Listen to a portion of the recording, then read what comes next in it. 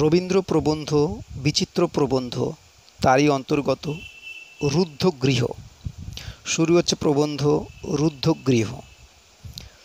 বৃহৎ বাড়ির মধ্যে কেবল একটি ঘর বন্ধ, তাহার তালাতে মরিচা ধরিয়াছে, তাহার চাবি কোথাও খুঁজিয়া পাওয়া যায় না। সন্ধ্যাবেলা সে ঘরে আলো জ্বলে না, দিনের বেলা সে ঘরে লোক থাকে না, এমন কতদিন হইতে কে জানে। সে ঘর খুলিতে ভয় হয়, অন্ধকারে তাহার সম্মুখ দিয়া চলিতে গা ছমছম করে। যেখানে মানুষ হাসিয়া মুখের সঙ্গে কথা কয় নয়, সেইখানে আমাদের যত ভয়। যেখানে মানুষে মানুষে দেখাশোনা হয়, সেই পবিত্র স্থানে ভয় আসিতে পারে না। দুইখানি দরজা ঝাঁপিয়া ঘর মাঝখানে দাঁড়াইয়া আছে। দরজার উপর কান দিয়া থাকিলে ঘরের ভিতরে যেন হুহু শব্দ শোনা যায়। এ ঘর বিধবা, একজন কে ছিল সে গেছে, সেই হইতে এ গৃহের দ্বার রুদ্ধ। সেই অবধি এখানে আর কেহ আসেও না, এখান হইতে আর কেহ যায়ও না। সেই অবধি এখানে যেন মৃত্যুরও মৃত্যু হইয়াছে। এ জগতের অবিশ্রাম জীবনের প্রবাহ মৃত্যুকে হু হু করিয়া ভাসাইয়া লইয়া যায়।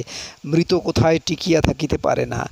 এই ভয়ে সমাধি ভবন কৃপণের মতন মৃতকে চোরের হাত হইতে রক্ষা করিবার জন্য পাষাণ প্রাচীরের মধ্যে লুকাইয়া রাখে। ভয় তাহার উপরে দিবারাত্রি পাহারা দিতে থাকে। মৃত্যুকেই লোকে চোর বলিয়া নিন্দা করে, কিন্তু জীবনও যে চকিতের মধ্যে মৃত্যুকে চুরি করিয়া আপনার বহু বিস্তৃত পরিবারের মধ্যে বাঁটিয়া দেয়, সে কথার কেউ উল্লেখ করে না। পৃথিবী মৃত্যুকেও কোলে করিয়া লয়, জীবনকেও কোলে করিয়া রাখে।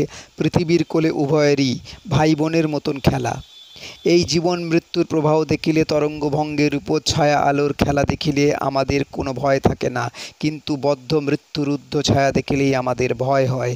মৃত্যুর গতি যেখানে আছে, জীবনের হাত ধরিয়া মৃত্যু যেখানে একতালে নৃত্য করে, সেখানে মৃত্যুরও জীবন আছে, সেখানে মৃত্যু ভয়ানক নহে। কিন্তু চিহ্নের মধ্যে আবদ্ধ গতিহীন মৃত্যুই প্রকৃত মৃত্যু, তাহাই ভয়ানক। এই জন্য সমাধিভূমি ভয়ের আবাসস্থল। পৃথিবীতে যাহা আসে তাহাই যায়, এই প্রবাহেই জগতের স্বাস্থ্য রক্ষা হয়। কণামাত্রের যাতায়াত বদ্ধ হইলে জগতের সামঞ্জস্য ভঙ্গ হয়। জীবন যেমন আসে জীবন তেমনি যায়, মৃত্যুও যেমন আসে মৃত্যুও তেমনি যায়। তাহাকে ধরিয়া রাখিবার চেষ্টা করো কেন? হৃদয়টাকে পাষাণ করিয়া সেই পাষাণের মধ্যে তাহাতে সমাহিত করিয়া রাখো কেন? তাহা কেবল অস্বাস্থ্যের কারণ হইয়া ওঠে। ছাড়িয়া দাও, তাহাকে যাইতে দাও। জীবন মৃত্যুর প্রবাহ রোধ করিও না।